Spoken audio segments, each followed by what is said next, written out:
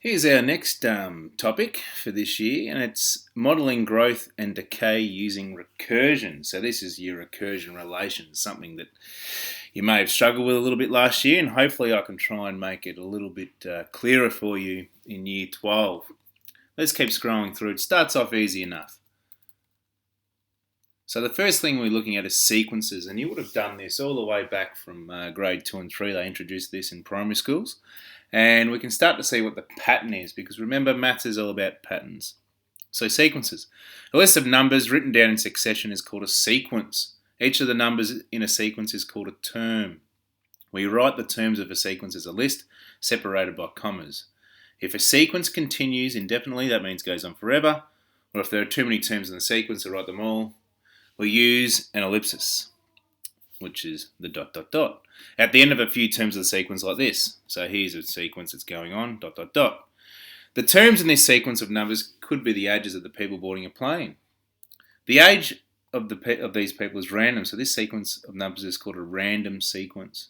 There is no pattern or rule that allows the next number in the sequence to be predicted. That's what we're going to be looking at. Some sequences of numbers do display a pattern. For example, this sequence here, 1, 3, 5, 7, 9. You can already see what's happening. This is one I was talking about they introduced in primary school, going up by 2. This has a definite pattern, so this sequence is said to be rule-based. The sequence of numbers has a starting value. We add 2 to this number to generate the term 3, then add 2 again to generate the term 5, and so on. The rule is add 2 to each term.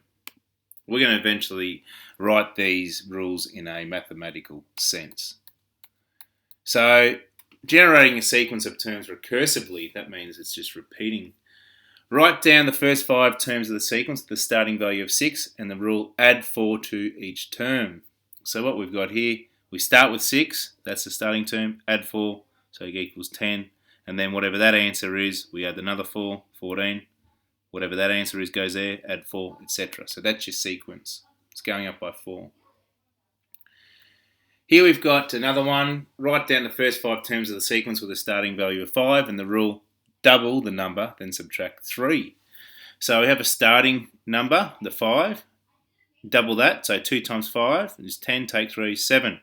That 7 now goes where the 5 was. So 2 times 7 take 3 gives us 11. That 11 goes where the 7 was, and so forth. And that's how we get our pattern.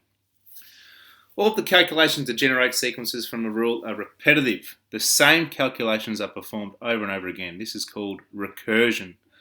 A calculator can perform recursive calculations very easily because it automatically stores the answer to the last calculation it performed, as well as the method of calculation. So if we're to use this rule from above, the easiest way to do this on the calculator, and it goes through these steps for you, alright? So what we do here, we add up, get the calculator page up. You put in the number that you start with, 5. Now what I see a lot of students do incorrectly here, they might go 5 times 2, take 3. But whatever the starting number is, it's very important to press enter. And then you'll see that 5 with a little decimal point next to it, alright? Or full stop, whatever you want to say. So then we put in the rule. We go times 2, and you'll see it will say answer, take 3. That gives us the 7. And then from that point on, because you put the rule in once, you can keep pressing enter and it does the recursion for you, etc. Scroll down. So what I've got here, this is nice easy exercise, 8A, generating a sequence recursively. So I've just done 1A here, and what we've got here, we've got a starting value of 2, so I start at 2, and then I've got to add 6. So 2 plus 6 is 8, plus 6 is 14, plus 6 is 20, etc. Alright, and then I've also done one from question 2, I've done E, where the starting value is 5. The rule is multiply by 2 and add 3. So this is where you get 2 steps. Now it might become a little bit tricky. So what we've got, 5 times 2 is 10, plus 3 is 13.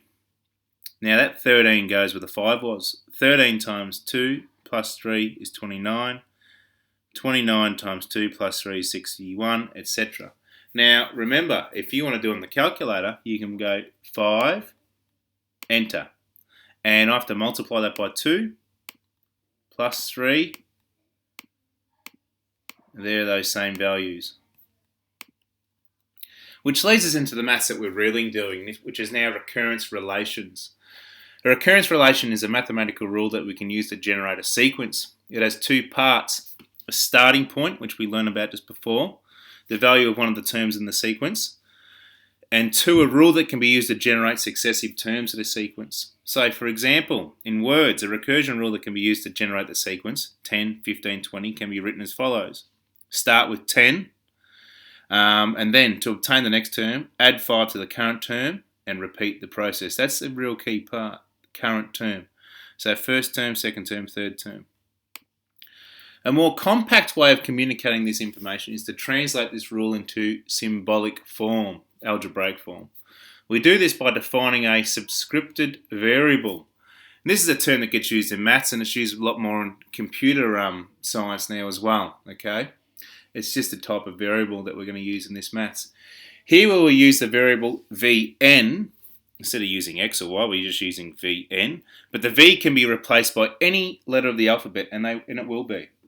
Let Vn be the term in the sequence after n iterations. And I've just circled that. Each time we apply the rule is called iteration. So the first iteration, the second iteration. So, using this definition, we now proceed to translate our rule written into words in a mathematical rule. Now, our starting value here, we're going to do V0 because the rule hasn't been applied to that 10 from above. All right, so that 10 in the sequence, it didn't have 5 added to it. So that's our starting point. So that's why we go V0 equals 10. The rule for generating the next term.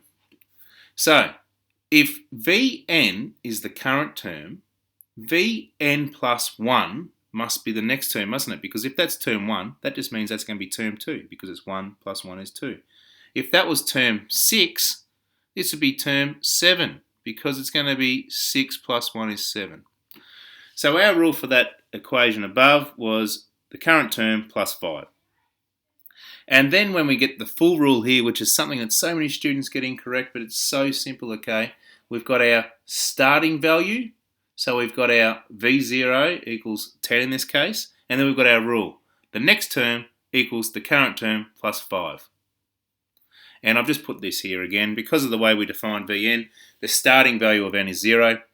At the start, there have been no applications of the rule. This is the most appropriate starting point for financial modelling, and this is going to be applied for financial maths.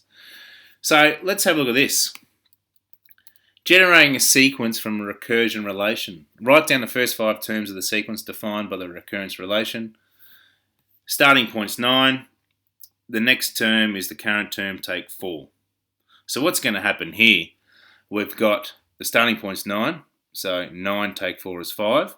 And then what you'll notice, see how I want to find the first term in the sequence. I've got to use the previous. So now that I know what V1 is, I can put that V1 in the rule for the next step.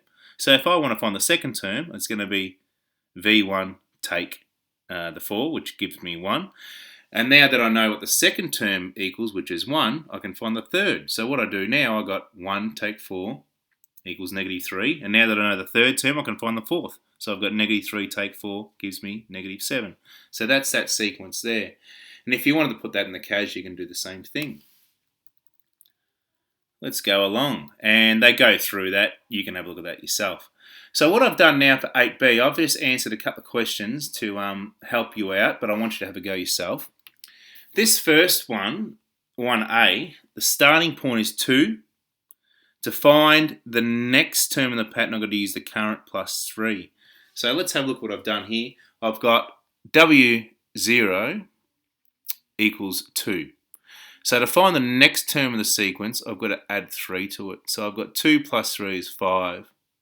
Now I know the first term, I can find the second term. So I use the first term plus 3 gives me 8. Now I know the second term, I can find the third term. So I've got 8 plus 3, because the 8 was the second term, gives me 11.